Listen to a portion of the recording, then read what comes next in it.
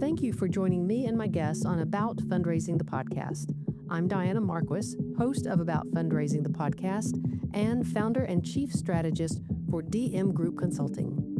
DM Group Consulting works with nonprofit organizations on fundraising strategies, grant submissions, database analysis, and board training.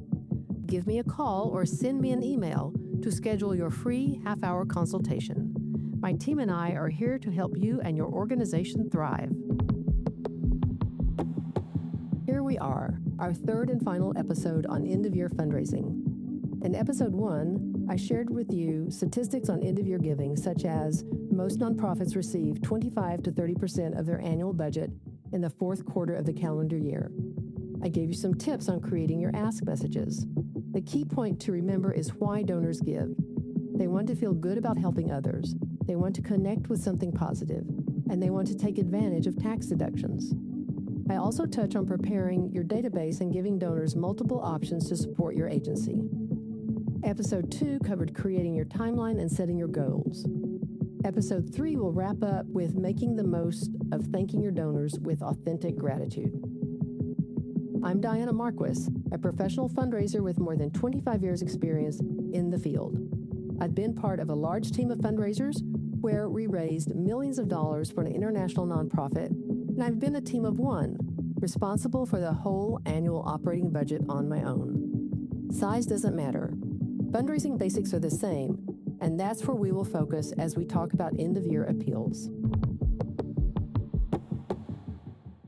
As you know, many nonprofits in the U.S. receive approximately 30% of their annual revenue during the last 3 months of the year, and still, nonprofits do not implement a planned solicitation appeal for end-of-year giving. They do not take advantage of donors' generosity during the holiday season. We know that during this fourth quarter, December is the big month for generous donors, and we know the last 3 days of the month are when most of the donations are given. Here's a quick recap of what we covered in episode 2. Make sure everyone in your organization is on the same page. Everyone needs to know that the fourth quarter of the year, and December in particular, is an important donation season. Include your board, volunteers, and staff as much as possible. You want them to feel responsibility for supporting your organization's end-of-year appeal. Peer-to-peer asks are something your board, volunteers, and staff can do. Your board can offer to match gifts. Another match is employers who match their employees' donations. Your end-of-year appeal starts with the message of gratitude that goes out around Thanksgiving week. You can use email platforms to schedule and automatically send your emails out through the end of year. In December, you want to update donors on the progress of your appeal, and you want to keep asking. Ask on December 28th, 29th, 30th, and 31st in particular. Your end-of-year appeal starts with a message of gratitude. Don't just send another email. Phone calls, even if you or your volunteer leave a voicemail, is preferable. These days, people don't answer their phone if they don't recognize the number. I know I don't because of all the spam calls. Do leave a brief thank you voicemail. That's very acceptable. It's also a good idea to include the phone number of the development director in case they have questions, and to also provide evidence that you are who you say you are. Handwritten thank you notes are a very nice touch, as are children's drawings if your clients are children. In this episode, we will talk about how to thank donors after they have given to your end-of-year appeal. This is part of stewardship. When a donor gives online, most often they receive an immediate acknowledgement of their gift. This email can also be used for tax purposes. If a donor mails a check or gives a gift of stock, then that acknowledgement should be generated by the development office. This is just the first step in thanking your donors. Automation is fine, but the personal touch is better. A personalized email or letter delivered by the U.S. Postal Service should be your goal for every donation. That may not be possible due to the volume of donations received, but if you have the staff support to send one-on-one emails or letters, do it for all donations. If not, then focus on the recurring gifts and the major gift donors. Thank donors as quickly as possible, at least within 72 hours. Let them know you are grateful for their support. Keep your thank yous fresh. Donors notice if they get exactly the same email or letter gift after gift. That tells them they don't matter enough for you to send a new thank you note. Personal handwritten thank you notes are special because they are so rare. Again, donors notice when they receive something that takes extra time. A handwritten note can have a standard message, but it must express genuine gratitude. A phone call from the executive director, a board member or development team, or other staff is another rarity. You can provide a script for your caller. Oftentimes, this helps them feel more comfortable about making the call. Keep it simple. The caller introduces themselves, thanks the donor for their gift, no mention of the amount, and say, "We appreciate your support of our mission." If a donor has a question, they can say, "Someone will get back to them." The volunteer caller will then let you know right away so you can call the donor back. More than one thank you is okay. December is the final big push. Send final solicitations between Christmas and New Year's Eve for those last-minute givers. Most importantly, December and January is also the time to say thank you. I will always remember the story that was shared at a workshop on donor relations. The presenter worked for a major hospital in Texas, and they had a whole donor relations management team who made sure that their major gift officers stewarded and cultivated their Uber donors. One thing they did was personally deliver birthday cakes to their donors.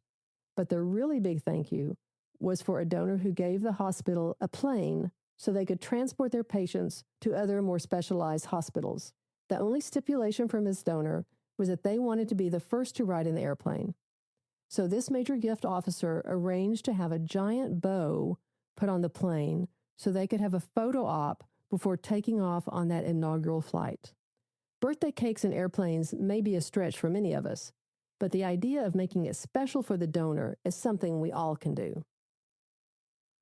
An annual gift summary for your major gift and recurring donors is not a requirement, but it is a best practice in stewardship. It's taking that extra step to let your donors know that they are important to you. It's also a reminder to them about how generous they've been and the connection they feel to your organization. Also, it will help them as they prepare their tax return. Your recurring donors, those who give monthly or on other consistent times through the year, should also receive a gift summary. They may not give at the major gift level, but they are consistent donors who feel a connection to your organization. These end-of-year summaries should be easily available from your CRM database or your accounting software program.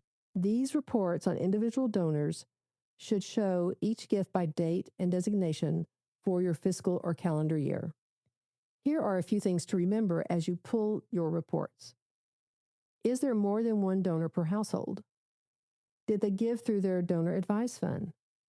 Did they give gifts of stock?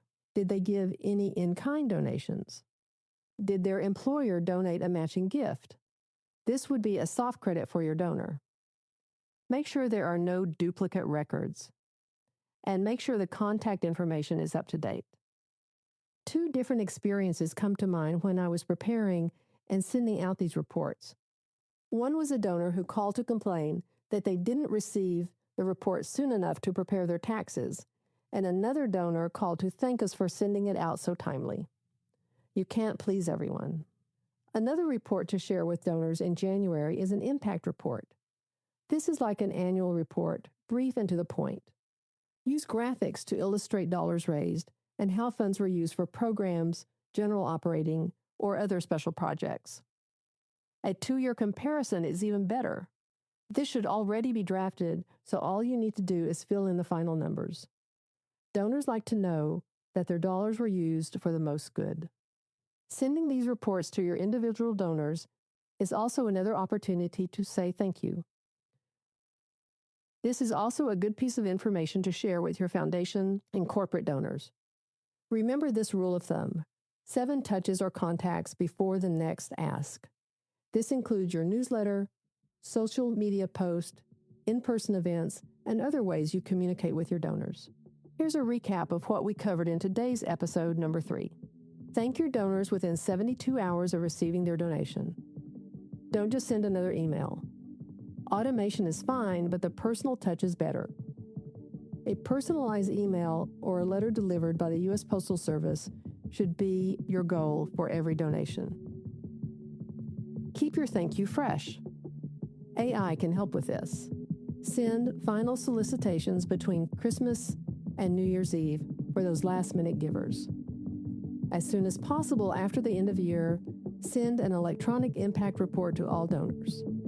An annual gift summary for your major and recurring donors is not a requirement, but it is a best practice of stewardship.